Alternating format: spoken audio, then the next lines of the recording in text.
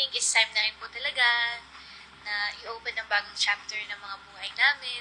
Muling umugong ang social media at mga fanpage matapos ang makahulugang pahayag ni Jillian Ward nang tanungin siya tungkol sa estado ng kanilang komunikasyon ni Eman Bacosa.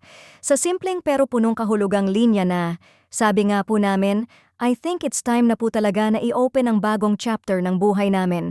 Agad itong naging mitsa ng samut-saring reaksyon, interpretasyon at kilig mula sa mga taga-suporta ng dalawa. Para sa maraming fans, hindi raw ito isang ordinaryong sagot lamang. Ayon sa kanila, ramdam sa tono at sa mismong pagpili ng mga salita ni Jillian ang lalim ng pinanggagalingan nito. Ang paggamit niya ng salitang namin ay agad na pinansin dahil malinaw umanong indikasyon ito na hindi siya nag-iisa sa desisyong binabanggit, bagkus ay may pagkakaunawaan at malinaw na komunikasyon sa pagitan nila ni Eman.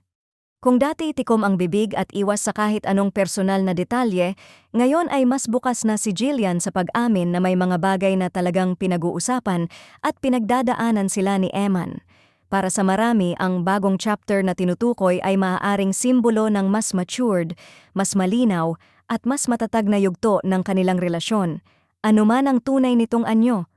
May ilan pang nagsasabing posibleng mas naging maayos at consistent na ang kanilang komunikasyon, bagay na mahalaga sa anumang relasyon, lalo na sa mga taong nasa mata ng publiko.